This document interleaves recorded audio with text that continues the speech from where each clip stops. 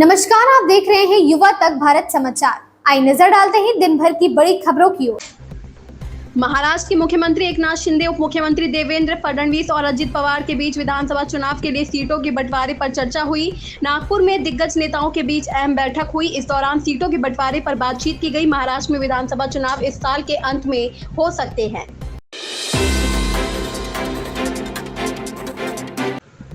चकबंदी संबंधी मामले के निपटारे में लेट लतीफी, लापरवाही और अनियमितता पर 8 मंडल के 28 चकबंदी अधिकारियों पर गाज गिरी है। इनमें से 3 कार्मिकों को निलंबित किया गया है और एक सेवानिवृत्त अधिकारी की पेंशन से कटौती के आदेश भी दिए गए हैं। वहीं एक उप संचालक को पद से हटाने के निर्देश दे दिए गए हैं। मुख्यमंत्री नीतीश कुमार की पार्टी जनता दल यूनाइटेड के राष्ट्रीय प्रवक्ता पद से राष्ट्रीय महासचिव किशन चंद्र त्यागी ने इस्तीफा दे दिया है। उन्होंने अमर उजाला से बातचीत में इसकी पुष्टि करते हुए कहा कि 1984 से इस तरह की भूमिका में रहा।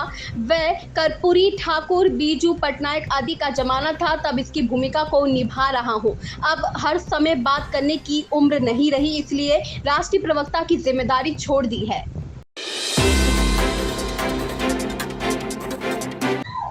केंद्रीय मंत्री जीतन राम मांझी ने पश्चिम बंगाल सीएम ममता बनर्जी के द्वारा निकाली गई न्याय यात्रा पर उन्होंने कहा कि एक महिला सीएम है और महिला के साथ जघन्य अपराध होता है, तो ऐसे में तो उन्हें इस्तीफा दे देना चाहिए था। पश्चिम बंगाल में महिला डॉक्टर के साथ हुए जघन्य अपराध पर केंद्रीय मंत्री सह पूर्व मुख्यमंत्री जीतन राम मांझी जमकर बरसे। उन्होंने कहा कि पश्चिम बंगाल की मुख्यमंत्री ममता बनर्जी न्याय यात्रा निकाल रही है। ऐसी घटना के लिए ममता बनर्जी को शर्म और लाज लगना चाहिए। उन्हें मुख्यमंत्री पद से इस्तीफा दे देना चाहिए। उक्त बातें उन्होंने बोध गया में एक कार्यक्रम में शामिल होने के बाद पत्रकारों से कही।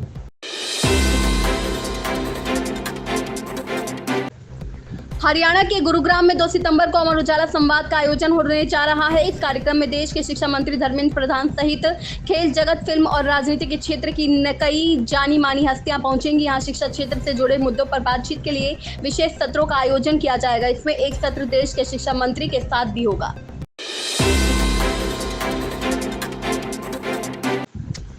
असम विधानसभा में जुमे की नमाज के लिए 2 घंटे के ब्रेक की परंपरा पर रोक के बाद सियासत गर्म है। बिहार के पूर्व उप मुख्यमंत्री और राष्ट्रीय जनता दल के नेता तेजस्वी यादव ने आरोप लगाया कि असम के सीएम सस्ती लोकप्रियता चाहते हैं और भाजपा मुसलमानों को परेशान करना चाहती है।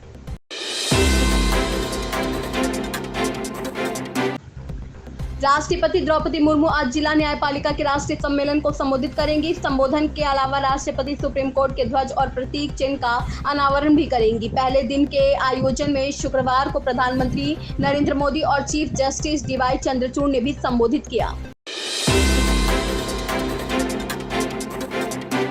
महाराष्ट्र में विधानसभा चुनाव से पहले सत्ताधारी दल भाजपा, शिवसेना और एनसीपी की महायुति में सियासी बयानबाजी तेज हो गई है। प्रदेश भाजपा के प्रवक्ता गणेश हाके ने अजित पवार की एनसीपी के महायुति में होने पर आपत्ति जताकर नया बखेड़ा खड़ा कर दिया है।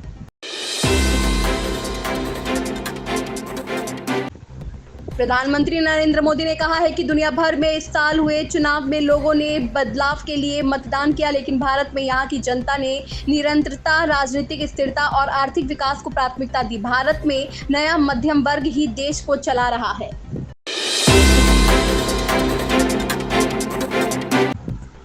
सिनेमा घरों में स्वतंत्रता दिवस के मौके पर बॉलीवुड से लेकर साउथ तक कई फिल्में रिलीज हुई थी। इनमें से कई फिल्में दर्शकों को पसंद आई तो कई बुरी तरह से पिट गई। यह फिल्में दर्शकों के दिल में अपनी जगह बनाने में फेल साबित हुई। इसके चलते स्त्री 2 और खेल खेल में के अलावा सभी फिल्मों की सिनेमा घरों से विदाई हो चुकी है। इन खबरों में बस इतना ही। देखते रहे युवा तक भारत समाचार।